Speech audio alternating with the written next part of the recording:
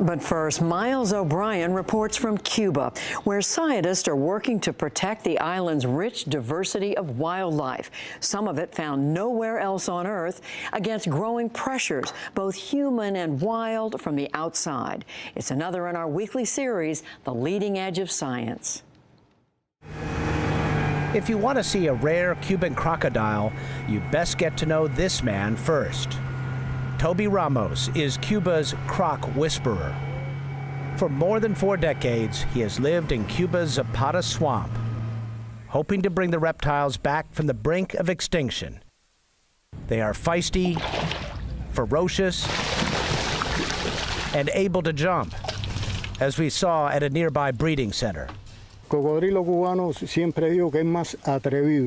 Cuban crocodile is very bold and unafraid of humans. They come right up to investigate any disturbance in the water. They stand their ground, even if you try to capture them. This makes them easier to catch than their American counterpart. Which is one big reason they are in such trouble. The crocs were hunted relentlessly in the first half of the 20th century. 13,000 were killed in 1 year alone for their skins and meat. Today, the poaching continues relentlessly. Right now, the wild Cuban crocodile population is estimated at only about 3,000. They are critically endangered. But they are not extinct, thanks in large part to Toby Ramos. He works closely with Natalia Rossi of the Wildlife Conservation Society. He's not only professionally a person that has a body of work for 40 years, but he's a brave person to work in the field, and he's still fit and eager to grab a crocodile.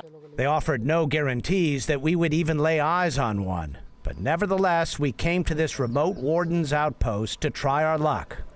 And not long after we arrived... It seems there is a crocodile. Oh, is there a crocodile? Let's see, where?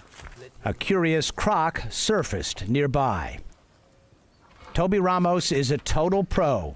In all these years, he has captured thousands of animals and yet only been bitten twice. We were eager to watch from a safe distance. He's not in it for the thrill, but rather to protect the species. Poaching is only part of the problem. The other threat comes from another species that has flourished here: American crocodiles. They thrive here, crowding out their Cuban cousins, but also crossbreeding with them, creating a hybrid species. We have only seen this hybridization happening in 2 very specific areas, plus other areas where only American crocs are present. We are working hard to protect what we have today because we might lose one of these unique populations. Cuba is replete with unique populations of rare and endangered species. Scientists say the country is a crown jewel of biodiversity in the Caribbean. Its mangrove swamps, coral reefs, and its populations of unique amphibians, reptiles, and birds are all unsurpassed. Now we're heading on to open area with palm trees, which is seasonally flooded. Biologist Maidil Morea gave me an eye-opening tour of some rare birds in another corner of the Zapata swamp. And that flooding movement or cycle keeps this area clear, and it's very, very good for birds mainly. Cuba is home to 370 species of birds. 27 found only here, including this one. Okay. What is that? What is that called? Cuban trogon is the national bird of Cuba. Oh, okay. And it's my preferred bird in Cuba also. Yeah. It's beautiful plumage. We also saw a great lizard cuckoo, a Cuban pygmy owl, a West Indian woodpecker, a Cuban green woodpecker, and a Cuban screech owl. You see my bird here? I see him. You Yep, right in there. Yeah. Beautiful bird. Look at that bird. I think the most fitting English word for this is cute. We were joined by ornithologist Anna Porzakansky. She is director of the Center for Biodiversity and Conservation at the American Museum of Natural History in New York. In 2015, the museum launched a partnership with the Cuban Museum of Natural History. They funded an expedition to Cuba's Humboldt National Park, 275 square miles of extraordinary diversity, from sea level to peaks of nearly 4,000 feet. We were able to go and do an inventory, a survey of the biodiversity of the park, together with park technicians, Cuban scientists, and museum scientists. And we found amazing things, some species in some cases that we didn't know were in the park, and probably several species new to science.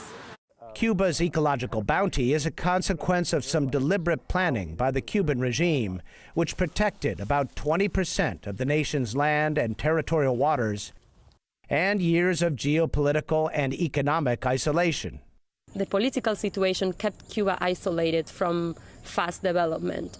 So in a way, there was not a strong competing interest of money versus conservation. For scientists, Cuba is a tantalizing mystery. It's kind of a black box in terms of knowledge, because there has been a lot of research done in Cuba, but the connection of that research to the research done in North America and other countries in the continent has not been yet integrated. Cuban scientists don't have the funding to answer some complex questions on their own, like can pure Cuban crocodiles survive? And does habitat loss, poaching, and crossbreeding make it likely the hardier Cuban-American crossbreeds will prevail?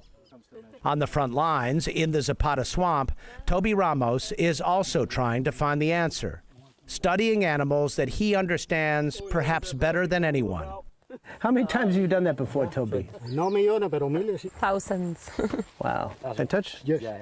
Yeah. Much drier than you would think, you know?